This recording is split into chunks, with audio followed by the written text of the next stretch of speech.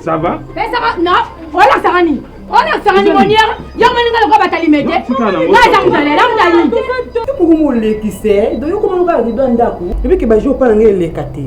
Et au moins c'est qui te fongo makoni non libala kaka. Mais non.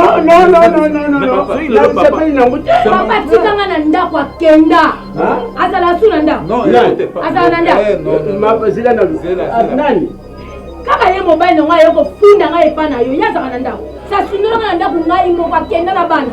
Batista yo vraiment ma peka. Donc il y a ça qui au moins ça sala na libala on va de ma femme soit soumise et on va la sala qui.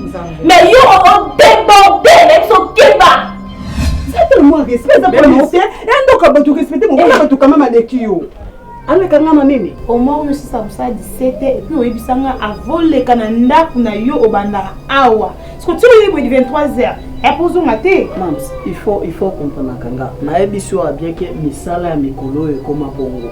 Keba! Na yeli yote na yeli bana nga na mobile nanga. Oyoki ndoka moto tala. Oui, il y a beaucoup profiter ma casse. Non, la même qui est là, non, non, après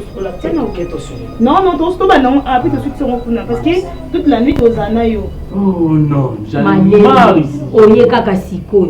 Des fois ils arrachent au moins la bapa oyebisa. Bon, yana batu. Bon, chaque jour sur la bapa, il faut qu'on ait bisa kayo. Sur la yebisa parce que la yebi comment et na yo kuta a. Et puis non, quand ça quelque chose changer, ça ne change pas. Ngande mo pesi kimia. Ndeta ko pemela ya malili nengai. Tambolo bitena na zoba na ngamoko bweska na kenda ko pemela. Oya ko keba na ebisel. Osono ba no ana lemba. Ba bomba ile kola bébé. Puis une fois bima na journée mo ina dans une abima tel ga ba sonira lina kata bima. Donc mais tu expliques bomba.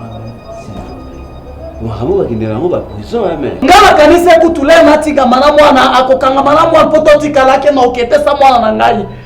Nzoka sasa déjà ba position na ye. Batu ntuko ba to samade sur 18h pondu 19h ba tout type ba lié. On est à bango batindi aba sabe pis na mbiso okao. Yo c'est ça ka problème. Ozo sala makambo susu awa nazo tala ona misu. Depuis le matin. Pona kitenda kuna ke musala ezaki problème. Affaire zawana na zilo vrai chéri. Nomino boya bien baguna yo kaka ngana to nzoto molalelo te na bi déjà baguna oyo linga c'est ka dérangement pas na yo via ngana ko ni dérangement pas na yo donc bato ba bango ba leki ngana valeur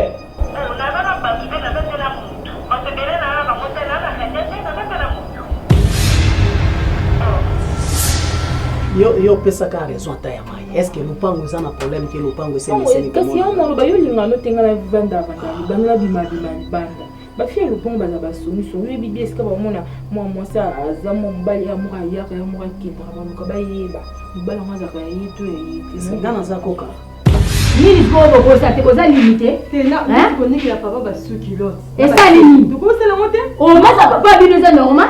Na convidé ba pona bino mi balé. On na salé la bino mi balé na lemba bino mukoni. Parce que yo sa maman biso maman on za mo balé. Na bina bino za mbali boso suka. Muko bo onde a obanja no benga bino na katanda ko. Na ebisi bino ndemwana. So ba ko mo vandela nga reno ngam na bota bino. Bo changer ngati. Oyoki?